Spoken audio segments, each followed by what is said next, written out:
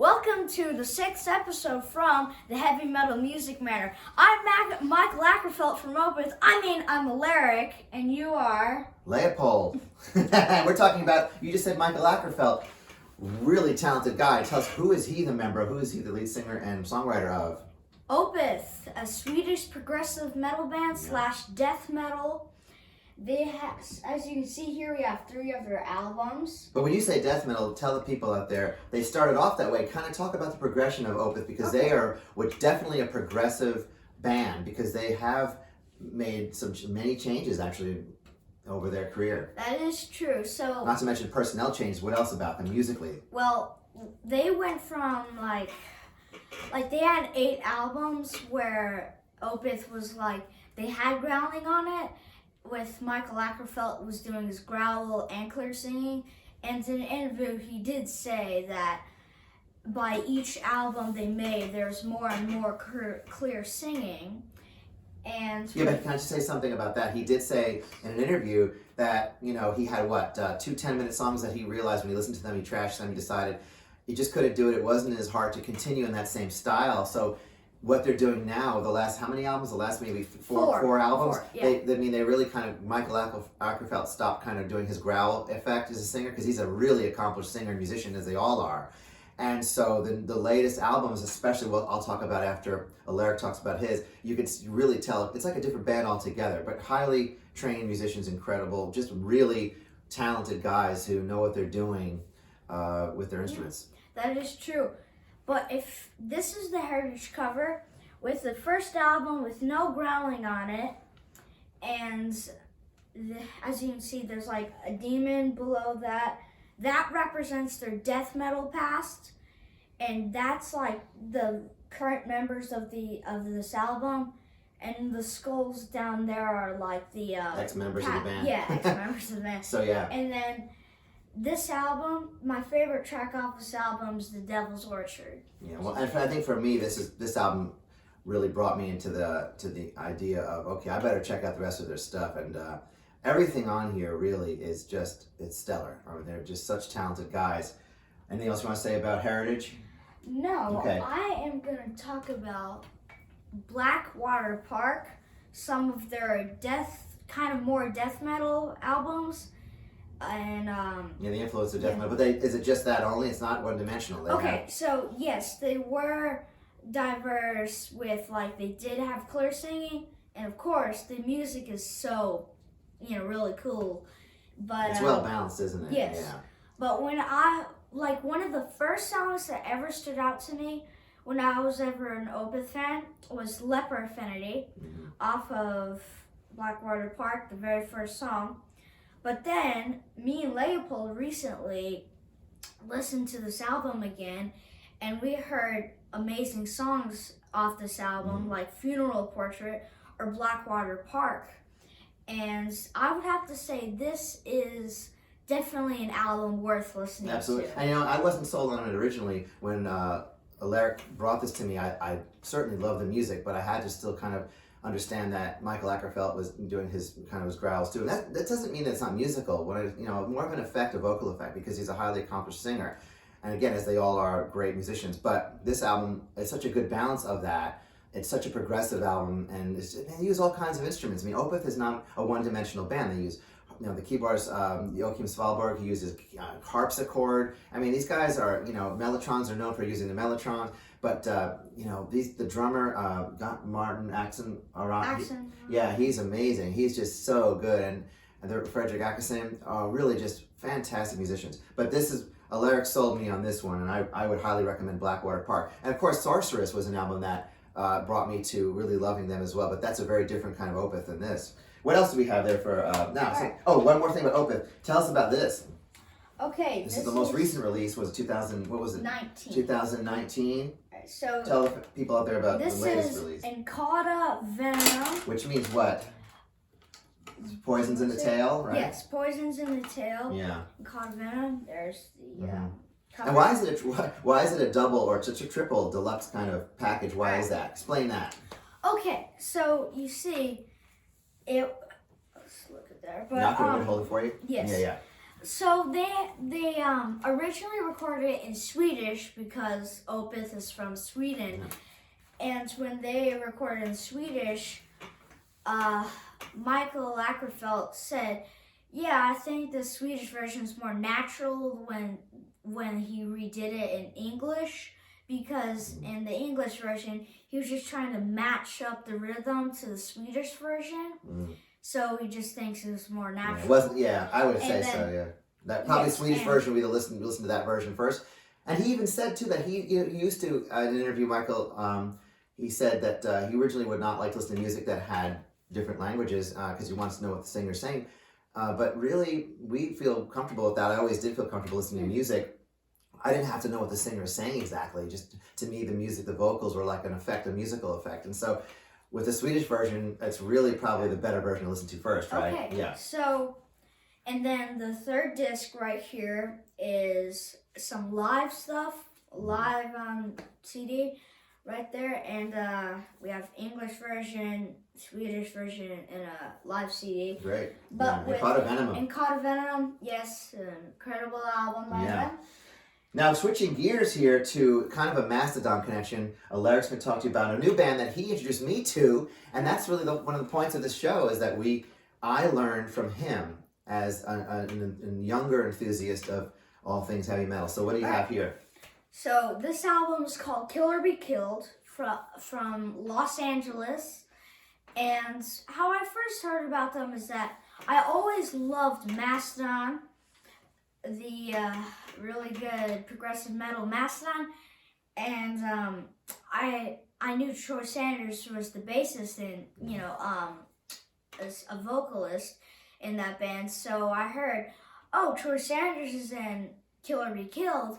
So I checked these guys out, and then one of the first song that ever stood out to me off this whole album was Left of Center off of this album right here, the third track. What's the name of this album again? Reluctant Hero. Oh, Reluctant Hero, yeah. And then Left of Center is like, I question why you're always difficult. You're almost inherently insane. You are insane. Yeah. Nice. And then. Yeah. And then. You really nailed it. You really nailed Troy Sanders. You really did a great job of that. And then. But whenever I hear like Max Cavalera's voice, it makes me think of like. What was it? It makes me think of Los Angeles and places like that, and like his voice kind of makes me think of like plowing through like negative stuff and stuff like that. Is Max Cavalera now Cavalera Conspiracy? I don't know. I mean, again, I heard of that band, but I never really investigated. So what about them? What's the connection between that and this? All right. So the connection with Cavalera Conspiracy and Kill or Be Killed is. Basically, they had Max Cavalera.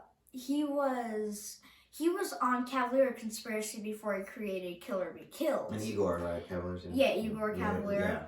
Yeah. And I just think that Cavalera Conspiracy is, I consider them death metal kind of, and Cavalera Conspiracy is basically like the Cavalier family boys creating a band together. And the latest album, I do highly suggest Psychosis. Yeah. It's a really good album. Now, as far as your homework for this week, before I get into something a little bit different here on the Manor, tell us what the homework would be. We're going to focus on, I started with Opeth. Very cool there. Okay, so. What's the homework for everybody? For Opeth, you can listen to. Keep talking. I got one thing I should go ahead. For Opeth, you can listen to Blackwater Park, Heritage, and Caught a Venom.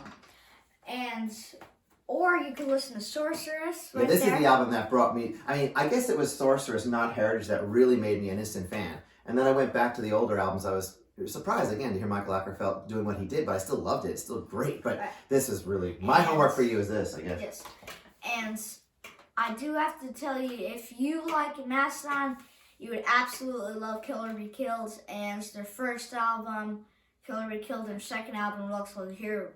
You can listen to either of those, but gotta check these guys out. Cool. So we're talking really, really progressive in the sense of that they went from this almost heavy metal band. I mean, I don't feel like you could even describe Opeth at this point is heavy metal. I mean, there's so many things going on in there musically, right? I mean, they use all piano, harpsichord.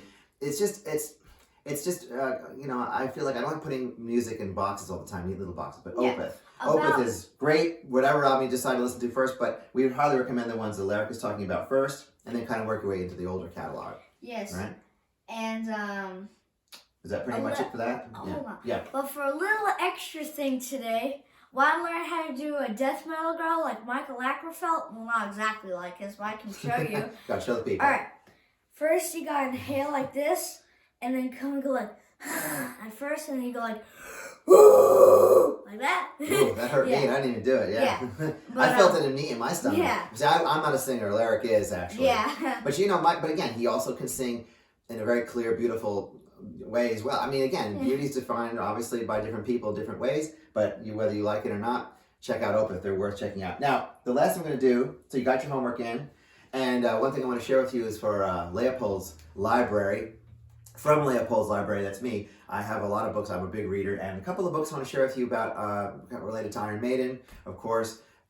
These are autobiographies. One, I'll start off with, you don't have to read these, but you might want to check it out. Paul Di'Anno, he was the first singer for Iron Maiden on the Iron Maiden album and Killers, and the Made in Japan EP. Actually, he is still a great singer to this day. The Beast is the name of his the name of his book.